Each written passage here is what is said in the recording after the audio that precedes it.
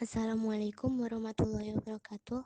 Nama saya Aisyah Febrianti dengan NIM 4303002000046.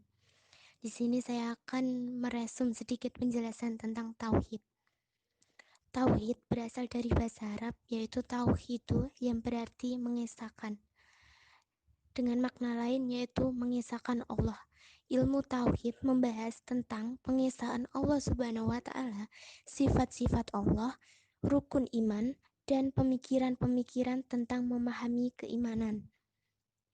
Menurut Syekh Muhammad Abduh, tauhid ialah suatu ilmu yang membahas tentang wujud Allah, sifat-sifat yang wajib tetap padanya, sifat-sifat yang boleh disifatkan kepadanya, dan tentang sifat-sifat yang sama sekali wajib dilenyapkan padanya. Di dalam ilmu tauhid terdapat keimanan. Iman. Kata iman berasal dari bahasa Arab yaitu amana yu'minu imana yang berarti percaya. Menurut istilah, iman adalah sebuah kepercayaan yang meresap dalam hati dan tidak ada keraguan sedikit pun di dalamnya, sehingga berpengaruh pada ucapan dan perilaku orang yang beriman. Dimensi dalam iman antara lain yaitu membenarkan dengan hati. Membenarkan dengan hati maksudnya membenarkan bahwa tiada Tuhan selain Allah dan Muhammad Rasul utusan Allah. Selanjutnya diucapkan dengan lisan. Ketika kita mempercayai sesuatu, kita ungkapkan kepercayaan itu menggunakan lisan. Selanjutnya menjalankan dengan anggota badan, yaitu mengikuti ajaran-ajaran Allah yang sudah dicontohkan oleh Rasulullah. Rukun iman, sebagaimana kita ketahui, ada 6. Yang pertama adalah iman kepada Allah. Seorang wajib beriman kepada Allah yang Maha Esa dan meyakini terhadap beberapa sifat wajib yang dimiliki oleh Allah.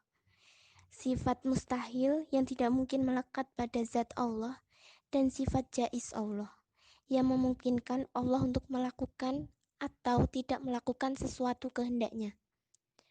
Jadi Allah bisa melakukan apapun sesuai kehendaknya. Yang kedua yaitu iman kepada malaikat.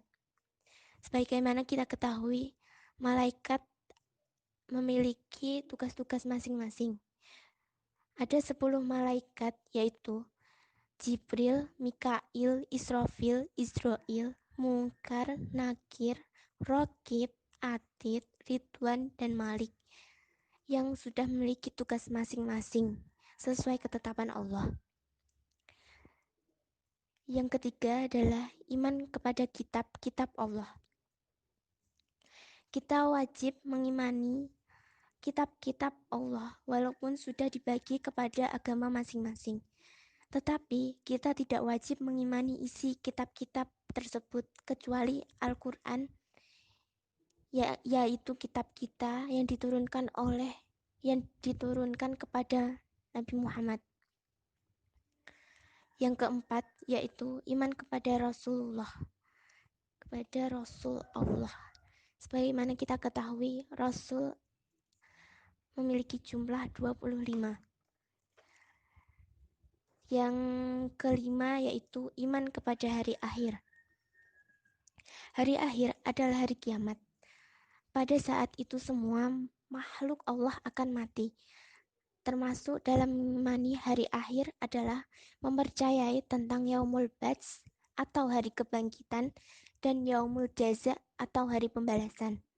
Hari akhir atau hari kiamat dibagi menjadi 2, yaitu kiamat sugro dan kiamat kubro. Kiamat sugro yaitu kiamat kecil. Yang dimaksud adalah kematian beberapa orang di belahan dunia, bukan beserta kiamat alam. Kiamat kubro adalah berakhirnya seluruh makhluk Allah yang ada di dunia. Yang terakhir adalah iman kepada qada dan qadar. Qada dan qadar sendiri yaitu semua tentang takdir Allah. Qada sendiri menurut bahasa berarti hukum, ketetapan, dan kehendak Allah. Sebelum ada proses kehidupan, Allah sudah menuliskan apa saja yang akan terjadi, baik baik keburukan dan juga tentang hidup atau mati. Sedangkan qadar sendiri secara bahasa yaitu ketentuan atau kepastian Allah. Menurut istilah, qadar berarti penentuan yang pasti dan sudah ditetapkan oleh Allah, baik yang sudah terjadi, sedang terjadi, maupun akan terjadi. Jadi, hubungan antara qada dan qadar tidak dapat dipisahkan karena sudah memiliki keterkaitan. Memahami 6 rukun iman dalam agama Islam. Terdapat hadis tentang Islam, iman, dan ihsan. Hadis tersebut berisi tentang ajaran Islam, iman, dan ihsan oleh malaikat Jibril yang disampaikan kepada para sahabat. Jadi, hadis tersebut adalah hadis yang sering menjadi patokan tentang iman, Islam, dan ihsan. Untuk memahami tentang iman, kita membutuhkan akal dan wahyu sebagai sarana mengimani Tuhan. Allah memberikan wahyu kepada Nabi Muhammad SAW untuk disampaikan kepada manusia agar dipelajari. Sedangkan sarana melalui akal, misalnya, ketika Ibrahim resah memikirkan siapa Tuhannya, ia menganggap bulan dan matahari sebagai Tuhannya. Kemudian ia percaya bahwa Tuhannya adalah yang menciptakan bulan dan matahari itu. Untuk memperkuat iman kita, ada 2 ayat keagungan Allah, yaitu ayat Qauliyah yang dijelaskan lewat wahyu, yaitu Al-Quran, sedangkan ayat Kauniyah yang dijelaskan lewat kejadian alam semesta.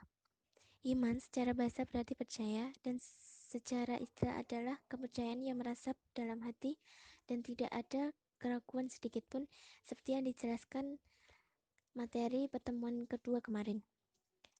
Terdapat dimensi dalam iman, yaitu meyakinkan dalam hati, mengikrarkan dalam lisan, dan melakukan dalam perbuatan. Seperti yang kita ketahui, rukun iman ada 6, yaitu iman kepada Allah, malaikat, kitab, rasul, hari akhir, dan yang terakhir adalah qadar dan qadar. Cara memahami keimanan cenderung berbeda, yaitu ada yang menggunakan logika dan ada yang menggunakan wahyu. Perbedaan dalam memahami rukun iman dan beberapa ajaran agama Islam yang lain membuat beberapa aliran terhadap teologi bersitegang. Aliran Khawarij. Khawarij berasal dari bahasa Arab yaitu khoroja, yang berarti keluar, memberontak, dan timbul. Sedangkan secara istilah, Khawarij adalah suatu kelompok atau aliran yang keluar dari kekhalifahan Ali bin Abi Thalib karena tidak sepakat dengan Ali saat menerima tawaran arbitrase dari kelompok Muawiyah yang mengakibatkan kalahnya kelompok Ali saat perang Siffin. Setelah keluar dari kelompok Ali, mereka memiliki pemimpin baru dan memiliki ajaran baru.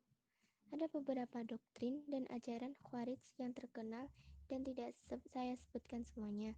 Antara lain, 1. Khalifah atau imam harus dipilih bebas oleh kaum muslim. Yang kedua, wa'ad dan wa'id. Yang ketiga, amar ma'ruf nahi munkar. Yang keempat, memalingkan ayat-ayat mutasyabihat.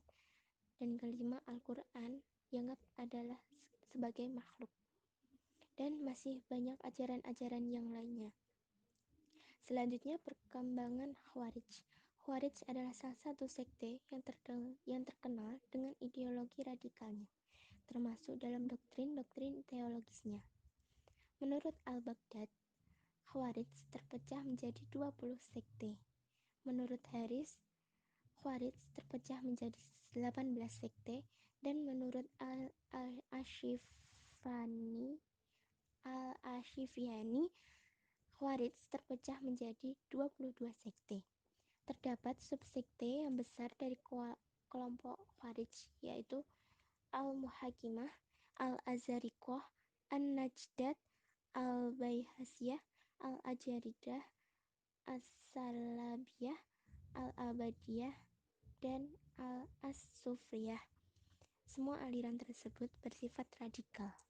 Kemudian, ada beberapa karakter aliran Khawarij sampai saat ini, yaitu mudah mengkafirkan orang yang tidak segolongan dengan mereka. Kemudian, Islam yang benar ialah Islam yang mereka pahami dan amalkan. Selanjutnya, orang Islam yang tersesat dan menjadi kafir perlu dibawa kembali ke Islam sebenarnya, kemudian memilih pemimpin dari golongannya, dan yang terakhir, mereka bersifat fanatik. Mungkin hanya itu yang bisa saya sampaikan, kurang lebihnya saya mohon maaf. Sekian, wassalamualaikum warahmatullahi wabarakatuh.